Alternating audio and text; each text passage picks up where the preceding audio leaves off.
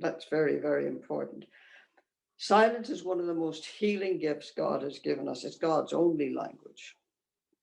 That's how God communicates, through silence. And it's a very healing thing. Are you cracking up in lockdown? Today I talk to a contemplative sister, Sister Briege O'Hare of the Poor Clare, and she gives us a golden nugget of advice with regard to how to handle lockdown.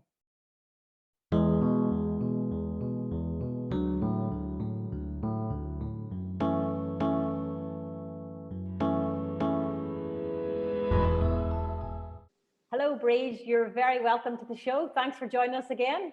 Thank you. It's great to see you again, Lisa, and lovely to be back. I enjoyed the last interview very much. Thank you. We had a great response, and I know a lot of people really love to listen to you and wanted to hear more. So here we are. You've given spiritual direction to very many people over the years. Yeah. What we're seeing at the minute is a lot of isolation and division. Unfortunately, we're seeing that within families because the circumstances are very difficult to negotiate. And I'm saying this from a wider perspective because people are under an awful lot of pressure with lockdowns, with social distancing and mask guidance, and loss of employment and loss of loved ones, and all sorts of incredible pressures, combined with the fact that we're all in very tight, confined spaces with family. And the only way mainly we have to communicate is through social media or texting, which is notoriously difficult to sense people's emotions. Would you have any advice or guidance with regard to relationships and how we negotiate relationships within families, particularly if there are disagreements? That's a hard question. But it's a psychological question, Yeah. No more than a spiritual one. Well, all I can tell you is from my experience of living in a monastic community. Yeah, that's how it. Yeah, because I mean, and you can share a little bit more, even widening that out, of how you live enclosed in such with small number of people and keep your sanity. Yeah, it's tough sometimes. It is tough. Yeah, because we're human beings. We're human beings, and consequently, and we're all different. You imagine 8 or 9 women all wanting to use the same kitchen in their own way. Think of that for a while, Mm-hmm. So that can be tough. Right. Everybody's their it's own the small idea. Things. Yeah, it's good to know that you all suffer from these things as well. But nonetheless, with centuries and centuries of wisdom in the tradition, we have learned how to negotiate these things. Yeah. And the couple of foundational things, it might seem stupid to you, but one of the wise things in the monastic tradition is to ensure times of silence and solitude. Now, you don't have to do it the way monks and nuns like us do it. It's for very definite rules and prayers. Silence and solitude can be just being out in nature for half an hour by yourself. Something like that. If it's young children, well, let them be out and playing in nature. But to ensure that they're not constantly in each other's face. That's very, very important. Silence is one of the most healing gifts God has given us. It's God's only language. That's how God communicates, through silence. And it's a very healing thing.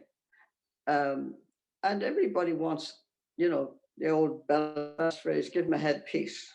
Like everybody wants, just give them a head peace. Go away, leave me alone.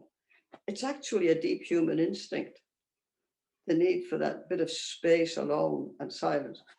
So now you don't do it by making children shut up. That's forced silence. It must be a natural thing. And I would think creating the circumstances where they're all sent off to look for a particular kind of leaf or flower or blood. Well, I don't know what you can do, but I just know that one of the most healing things in our tradition is the protection of silence, so that people are not having to cross each other's psychic energy, not even the noise. Everybody sends out energy signals. Everybody's presence sends out energy signals. Somebody could be in bad form and you walk past them on the corridor and you say, oh God, I better keep away from her today. And they haven't said a word. You just pick it up, you know. So psychic energy, that's why I pray in a hermitage. That's why we have hermitages, so that we're protected from people's psychic energy as well as noise. And we're in a space where we can be in the presence of God and no other energies infiltrating that space. So that's one of the things. The other thing is structure to the day. Some sort of structure. Everybody knows their place in the day, you know, like I haven't brought up a family. So how you would do that with children would be a work of art, in my opinion. That's a work in progress, that's for sure. But children like structure, actually. That's why in school, you know, I know as a teacher, I was a school teacher at one point in my life, and I know that a teacher that has an easy, simple structure, and the children are very clear about it, you get a quiet, disciplined class, you know, whereas a teacher that's all over the place, so are the kids, and there's endless noise. So some sort of safe structure is important, but outdoors, very important. As much outdoor life as possible, because that nature is the greatest healer, you know, of the psyche. So now that might be no help to you, but we do that. It is. We do that. It's very interesting. And I think it's extremely important with regard to the digital age, because I'm part of a few groups of Catholic mothers, Catholic women, or home educators.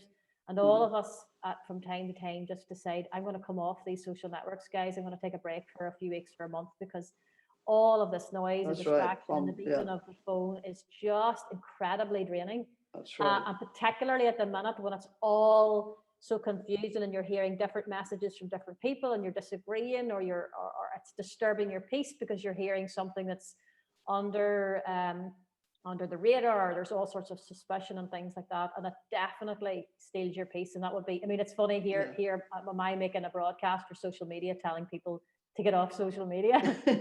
But I think you certainly need to limit it, and from your perspective, I'm sure from a spiritual realm, communication would need to be a much smaller percentage, and silence and prayer a much greater percentage, in order to be able to negotiate the times that we're in.